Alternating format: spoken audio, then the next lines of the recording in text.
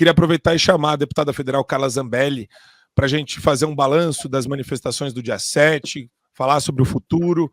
Bom dia, deputada, tudo bem com você? Zambelli tá linda. Zambelli, quando você ficar viúva, eu vou casar com você daqui 50 anos. Que horror. Eu também quero casar com você, viver velhinha com você. Pode, Adriles? Pelo resto da eternidade, até depois da morte. Porque a morte não separa e não pode. Isso aí. Não, na verdade, eu quero você lá na Câmara Federal, Adriles, comigo, pra gente brigar junto. Depois que você passar pela Câmara de Vereadores. Eu não brigo com você, meu amor. Por isso que você é apaixonante. Você é encantadora e a sua alma, essas ideias são fascinantes. É tudo interessante. É isso aí. Carla, eu queria começar colocando a bola no chão, porque tem muita gente que foca na intriga. E eu acho que a gente tem que focar na solução. Com certeza. Muito ruído, um ruído desnecessário, uma galera que se diz de direita. Eu já falei aqui de uma turma de doente mental, psicopata, chamada aquele zóio verde, e junto com eles tem uma turminha de bullying de internet de 5ª categoria, que fica toda hora falando: Paulo Figueiredo é antibolsonarista, Alan dos Santos é antibolsonarista, Carla Zambelli é antibolsonarista, todo mundo é antibolsonarista. Os caras usam esse discurso para tentar, de alguma forma, destruir qualquer iniciativa que é feita, né, seja na direita, seja em prol de uma causa. E para mim o ponto mais importante do dia 7, você estava no nosso caminhão e você fez um discurso muito forte no nosso caminhão, e foi um caminhão que teve Sebastião Coelho, Deltan Dallagnol, Marcel Van Hatten, teve tanta gente, a Cristina Grêmio, Adriles, o Adriles, sabe, tanta gente boa. O Didi ia entrar no caminhão, mas é que foi uma bagunça.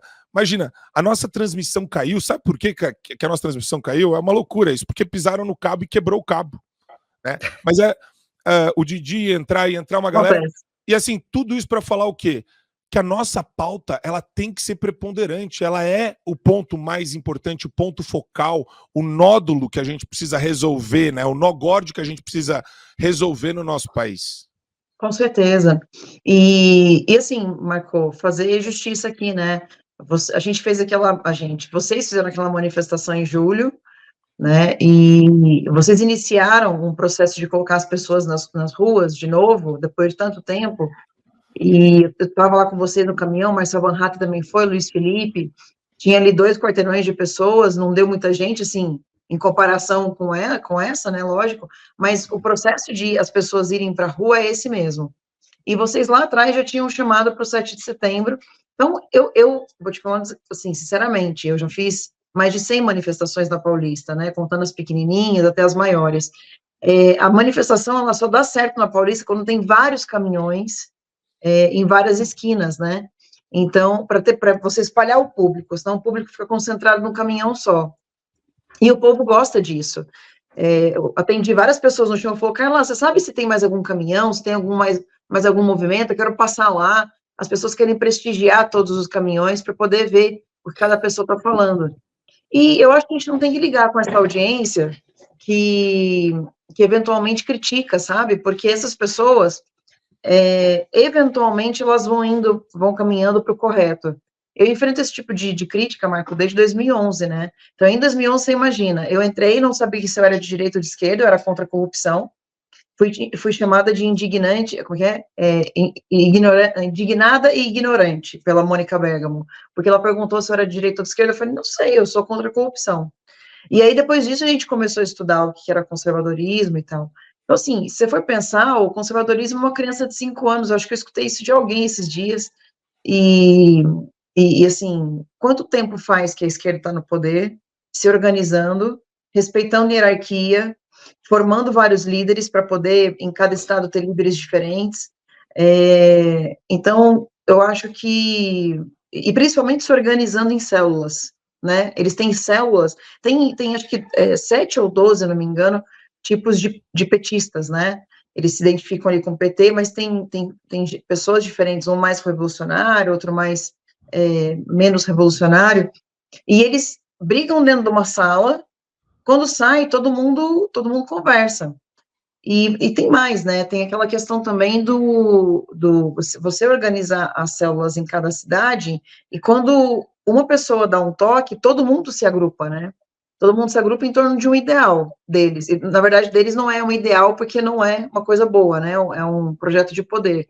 Mas no nosso caso, a gente chegou a conseguir fazer um pouco isso nas ruas, lá atrás, em que a gente chegou a ter 54 cidades nas ruas, e quando a gente dizia, vamos fazer manifestação, a gente acordava entre todos e todo mundo ia para a rua, ainda que fosse uma manifestação pequena, e ela começou pequena, em 2011, ela cresceu em 2013, até por causa dos 20 centavos, e aí a gente começou a falar que não era pelos 20 centavos, depois, no final de 2014, a gente começou de novo, 2015, começou a crescer, até que 2016 foi a maior manifestação de todos os tempos da história, não teve maior que aquela, acho que nem 7 de setembro de 2020 foi maior que aquela, e tinham 12 caminhões na Paulista, e todos em torno do impeachment, e a Dilma caiu depois disso. Então, quando a gente quer, é o que você falou, quando a gente quer chegar no nódulo, a gente precisa começar a caminhar junto, né, e o povo está precisando entender isso de novo.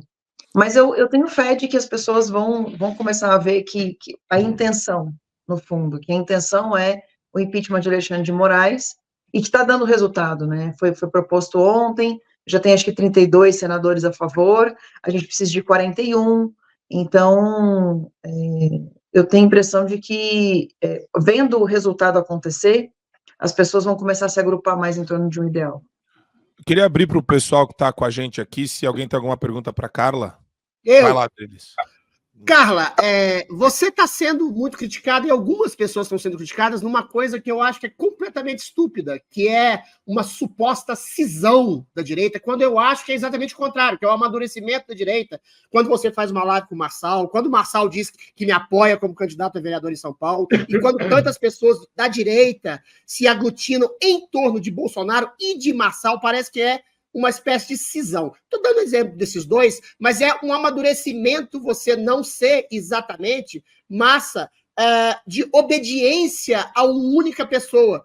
Se o Bolsonaro diz que, por exemplo, o Nunes, aqui em São Paulo, não é o candidato dos sonhos dele, por que não se pode ter outro candidato dos sonhos? Estou dando exemplo do Marçal e do Bolsonaro, mas eu estou querendo dizer o seguinte, a direita não é aquilo que a esquerda chama a gente que é, gado. A gente tem um imenso respeito e admiração pela memória afetiva do Bolsonaro. Ele é o maior líder da direita, mas não necessariamente a gente cumpre ordens. A gente cumpre diretrizes dos nossos princípios, que se adequam. Tanto pode ser a Carla Zambelli, ao Marco Antônio Costa, ao Pablo Marçal, ao Didi e ao Bolsonaro. Você não acha que não tem nada, uma esquizofrenia partidarista completamente infantil nessa falsa cisão? Você não acha que isso é exatamente o sintoma de um amadurecimento de uma direita que vai de acordo com seus princípios, não necessariamente de acordo com líderes? Você tocou no ponto nefrálgico. Eu tô até com a camiseta aqui, Faço o Brasil grande novamente com o Bolsonaro. Então, eu até fiz questão de colocar essa camisa porque eu queria mostrar o seguinte, que o Bolsonaro, na Bíblia, né, nós tivemos vários reis, mas quando a gente fala de o primeiro rei, né, a gente respeita aquele rei, e depois vão surgindo novos reis. Existe Bolsonaro está inelegível, como ele disse, ele não morreu, né, ele pode cair, o próprio Pablo Marçal falou isso na minha live, Carla, eram 3 processos de elegibilidade, já caiu um, tem 2 ainda, dá para ele voltar ao poder, só que existe a possibilidade dele não voltar. Olha só, Denise, até falei com o Marco Antônio outro dia, o seguinte, que esse movimento de rua, esse movimento conservador, etc., ele não precisa e não deve, na minha opinião, ter líderes políticos partidários. A gente conseguiu tanta coisa nas ruas sem ninguém ser político partidário. O Marçal, por exemplo, eu já observei na rede do presidente que quando ele tenta falar alguma coisa contra o Marçal, etc., e até nas minhas lives, né, as pessoas entram e falam, Carla, eu sou Bolsonaro até morrer, só que eu vou votar no Marçal. Presidente, eu te adoro, mas dessa vez não vou cumprir o que você pediu. Então, assim, as pessoas... E o próprio presidente, eu acho que está começando a perceber isso, e está deixando as coisas mais livres, assim, sabe? E ele vai acabar fazendo isso porque, primeiro, novas lideranças vão surgir, é importante que surjam, Nicolas, Gaia, em Goiânia, então, você percebe líderes surgindo nos estados, né? Então, líderes em Minas Gerais, Gaia em Goiânia, Marcel Van Hatten no Rio Grande do Sul, junto com o Zucco, que ajudou bastante nas enchentes, 2 tipos de lideranças diferentes, e isso vai surgindo. Em São Paulo, teve uma época que era só Carla Zambelli. Hoje, olha quantos líderes tem, entendeu? o Eduardo Bolsonaro, junto com o Paulo Bilinski, o Derrite, que está fazendo um excelente trabalho na Secretaria de Segurança, você, Adriles, que é uma grande liderança aqui em São Paulo, o Marco Antônio, que está liderando, encabeçando esse processo aí das manifestações, e as pessoas têm que entender que isso realmente é um amadurecimento da direita. Nós estamos formando novos líderes, olha que bacana. Olavo de Carvalho falava isso. Ele era um líder que tentava formar novos líderes. E reino dividido não subsiste, então a gente não pode se dividir, a gente não pode achar que isso é ruim. E é outro negócio, né? As pessoas têm que, é por isso, é muito novo, é uma criancinha de 5 anos, a gente está tentando ensinar, né, a direita. Eu estou aprendendo com a direita, cometo erros, e é natural, e as pessoas também têm que começar a perceber, Atrides, uma coisa, ninguém é perfeito, as pessoas erram, né? Bolsonaro errou no caminhão quando explodiu, quando ele explodiu um pouco, mas as pessoas erram, é natural, o ser humano erra, ninguém é perfeito, né? Acho que o Didi e o Miorim tem uma pergunta. Vamos lá, pode ficar à vontade. Vamos lá. Primeiro que eu acho importante, sim, que a gente tenha, que a direita faça novos líderes, né? Como a própria Carla Zambelli falou aí, citou o Gaia, citou o Nicolas, mas sem jamais esquecer que o líder está vivo, que o líder é o nosso presidente Bolsonaro e que ele, se Deus quiser, estará elegível para as próximas eleições, né?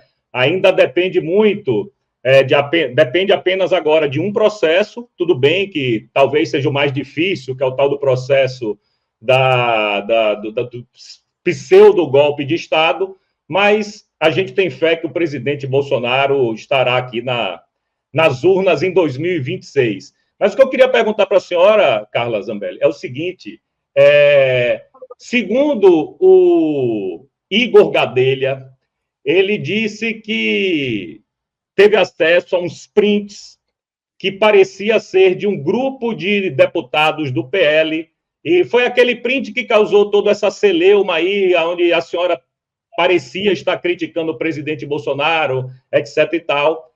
A minha pergunta é sucinta. Não é a primeira vez que vaza informações desse grupo de WhatsApp do PL. Não está na hora de descobrir quem é esse X9, não, Carla? Não está na hora de saber quem é, dar uma depurada nisso aí, não? Porque é isso que causa cisânia, entendeu? Uma bobagem dessa termina criando uma celeuma muito maior porque alguém vazou, e foi um deputado. Foi um deputado. Assim, ó, a gente já tentou, uma vez a gente tinha um grupo, vou contar uma coisa de bastidor, né? A gente tinha um grupo de oposição, do PL, e mais alguns deputados que vieram de fora. E a gente começou a perceber, essa velha cachorrinha, ela quer me cheirar, não adianta. A gente começou a perceber que coisas vazavam. Aí a gente montou um outro grupo que chama Oposição Raiz. Tipo assim, só os de dentro mesmo, sabe? E vazou coisa desse também. Então, e é sempre pelo Igor Gadelha, né? E sempre o Igor Gadelha coloca um título que não tem nada a ver com a matéria. Porque ele, por exemplo, fala assim, Carla ataca Bolsonaro. O brasileiro, ele não tem o costume de pegar e clicar para ver a matéria, até porque, muitas vezes, você tem que assinar esse tipo de site para você ver a matéria, né? E o que eu criticava, como é que é? Ataca Bolsonaro, é que eu falei, eu escrevi assim, o que ele disse é horrível, foi horrível, né? Porque ele disse para desligar o caminhão de som do Marco Antônio. Então, vamos e venhamos, foi horrível, né? Não é legal a gente estar numa manifestação sobre liberdade de expressão e mandar desligar o caminhão do outro, do amiguinho, né? Não é bacana. Então, foi isso que eu disse que foi horrível. E aí, ele coloca uma matéria, ataca Bolsonaro. A gente não consegue descobrir quem é essa pessoa, a gente já fez até alguns testes, de, tipo, soltar informação para um de um jeito, para outro de outro, para ver se vaza. Mas a gente não conseguiu pegar esse X9 ainda. Eu quero crer que Deus vai fazer justiça com essa pessoa, né? Porque que coisa horrorosa a gente ter alguém que vaza e conversa de lá de dentro. E, assim, e sempre, eu vou te falar, quase sempre, todas as vezes, para me atacar. Acho que o Miorim tem uma pergunta, Miorim? Tenho sim. Eu vejo que existe uma diferença muito significativa entre os critérios para definir a atuação de um deputado de uma parte da direita e de outra parte da direita. Então, o que era antigamente a direita Vaporwave tinha um conjunto de critérios, o Kim Paim, esse pessoal tem um conjunto de critérios, o Zóio Verde tem os outros critérios, o Marco Antônio, o Fio Diário tem um outro critério. Eu vejo que muitos erros foram cometidos e muitos acertos foram cometidos como qualquer processo. Mas quais são, para você, Carlos, os critérios que você acredita que norteiam uma noção de acerto e erro para um deputado, ou seja, ou por uma liderança de direita qualquer? Porque eu vejo que algumas expressões, como por exemplo, Deputeg, foi uma expressão que surgiu muito forte e que aponta, na verdade, uma discordância em relação a como atuar. Né? Então, os seus critérios para como atuar não caíram bem no critério deles. Quais são os seus critérios ali e o que você acredita hoje que deve fazer uma liderança de direita? Obrigada pela pergunta, ela é bem complexa, então vou ter que dar uma resposta complexa também. Primeiro, a gente tem que diferenciar líderes de direita como vocês, que não são deputados, não são políticos, e não deveriam ser cobrados pelo que estão fazendo, né, da população. Assim, líder segue quem quer, né? Então, se eventualmente a pessoa não concordou lá atrás com a Carla no movimento nas ruas, deixa de seguir, entendeu? Alguém não concordou com fulano de tal, deixa de seguir, ou então discorda ali, né, pontualmente, mas não precisa também fazer daquela pessoa o tiradentes da coisa, sabe? E a gente tem essa cultura do cancelamento muito forte no Brasil, assim, acho que até no mundo, talvez, de hoje em dia, a cultura do cancelamento quando uma pessoa erra. Eu já passei por quase vários cancelamentos, assim, vários. Naquela época do Moro, por exemplo, foi um dos, né? Na época que eu fui para a China, por exemplo, que ninguém entendeu, e que o Olavo de Carvalho falou, volta, senão eu não falo mais com você. E aí eu expliquei para ele por telefone por que a gente estava lá, e ele começou a pegar mais leve. Aquela época, pô, eu quase afundei. Imagina, o Olavo de Carvalho citando meu nome, dizendo, volta, senão eu não falo mais com você, e a gente estava na China, né? Aí o pessoal começa a fazer até aquelas fotos, como se eu estivesse atrás do Mao Tse Tung, assim, tipo, enfim, foi horrível. Que eu quero dizer com isso?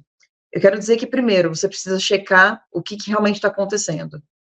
A direita tem muito a mania de olhar só o título da matéria. Eu falei isso agora há pouco, repito, porque se a gente é conservador, a gente quer, de verdade, atuar como conservador, a gente não pode ler as linhas grandes. A gente tem que ler as linhas pequenas também. E existe uma diferença, então, dos líderes de rua para líderes políticos. E a gente precisa diferenciar esses líderes, urgentemente. Eu até falei para o Marco Antônio, políticos não devem mais participar de caminhão de som de manifestação, quando for de liderança, assim, sabe?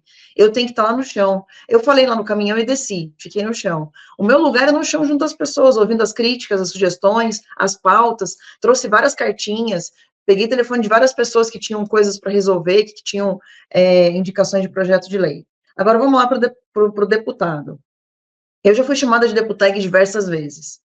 Só que o que acontece? Primeiro, eu tenho uma equipe que faz a minha rede, então eu não estou na rede o tempo todo fazendo tag, né? O pessoal chama de deputeg não por causa da hashtag, mas sim porque eu estou postando. Teve uma época que a SECOM do presidente Bolsonaro era uma das coisas mais horrorosas da face da Terra, infelizmente, porque eu acho que foi uma dos grandes erros do governo, como se não do Bolsonaro, do governo, porque Bolsonaro fazia coisas maravilhosas e não saía na imprensa. A gente não tinha uma SECOM que mostrasse para a imprensa o que Bolsonaro tinha feito. E aí, eu me lembro da Damares dizer o seguinte, Carla, quando eu quero saber o que o Bolsonaro fez de bom, eu entro no seu Instagram, no seu Twitter, no seu Facebook, para poder, você virou meu coisa de notícias do governo Bolsonaro. Então, existe primeiro uma coisa, né, eu faço ainda essa questão de ter uma rede bem informada, etc., por duas coisas. Três até. Uma, que eu preciso estar à vista das pessoas, para as pessoas não esquecerem de mim. Isso é óbvio. A imprensa, muito pouca gente me chama igual vocês para dar entrevista. Então, eu não apareço na Globo, a não ser que seja para falar mal de mim. Eu não apareço nas televisões para as pessoas me conhecerem e votarem em mim. Eu sou uma pessoa pública, eu preciso de publicidade porque eu sou pública. A segunda coisa é para poder informar as pessoas. A gente está formando pessoas. Como eu disse, o direito tem só 5 anos, então a gente precisa, eu até diria mais que 5 anos, tá? Porque eu acho que o direito nasceu ali com o Olavo de Carvalho e aí começou a estourar mesmo em 2013, 2014. E 3, porque eu tenho que mostrar minhas ações. Então, eu tenho ações que as pessoas nem notam. Porque o que bomba na internet? É notícia ruim. Quando é para falar mal de uma pessoa, aquilo bomba na internet. Quando pegam um cortezinho, né, e aí colocam lá Tramontina, não sei o que, aquilo ali bomba. Então, fica parecendo que a gente só faz as coisas que bombam. E não que a gente trabalha oferecendo projetos de lei. Eu duvido que essas pessoas que me criticam, né, por eu estar na internet, ou criticaram, ou eu teve uma época muito de crítica, entraram na Câmara para ver quantos projetos eu fiz, para ver, por exemplo, quantas denúncias eu fiz no Ministério Público, no TCU, no CNMP, Conselho Nacional do Ministério Público, quando tem algum promotor chantageando o prefeito, quando tem algum promotor que não está, por exemplo, fazendo algo por exemplo, de um vereador quase cassado, porque ele ofereceu denúncia contra o prefeito e o promotor estava vendido para o prefeito. E tem o contrário também, quando o promotor está certo e o prefeito está equivocado, eu vou em cima. Então, assim, essas coisas não bombam. Não tinha visualização, não tem visualização, mas se você rodar a minha linha do tempo, você vai ver a quantidade de denúncias que eu faço, de projetos de lei, de coisas que são aprovadas, de emendas parlamentares que a gente manda para o lugar certo, e de repente no meio da favela você tem por exemplo, um projeto musical de música clássica dentro da favela para tirar as pessoas da droga e poder colocar na música para ela poder não ser um marginal daqui a alguns anos. Isso ninguém vê. O lado bom ninguém vê. Todo mundo vê lá a hashtag. Então, eu queria até aproveitar esse momento para pedir para vocês refletirem, sabe?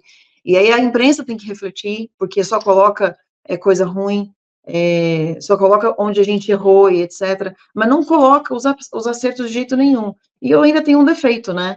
Porque a própria Andréa Sadi, da Globo News, uma vez falou para o meu advogado assim, me manda notícias da Carla e tal, porque quando for coisa boa eu falo, porque as pessoas entram e comentam coisas boas, mas quando é coisa ruim também, o pessoal... Então, assim, de qualquer forma tem audiência, então tem clique. Então, se é para falar mal, vou falar bastante mal da Carla, porque o PTzada vai entrar, vai falar mal, vai dar clique, entendeu? Gera dinheiro para a imprensa, né? Bom que a cara repercute para bem e para mal.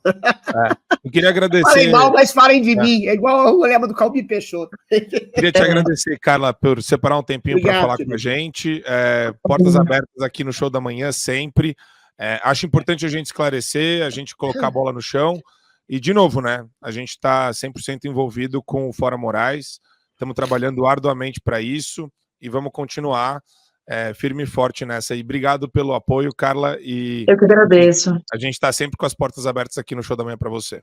E parabéns, viu, Marco, por tudo, por aguentar firme tudo isso daí. Eu já disse, você é um líder que está cada vez se formando mais, e muito importante. E aproveito para chamar as pessoas para o dia 29/9, que vai ser a próxima manifestação do Fora Moraes.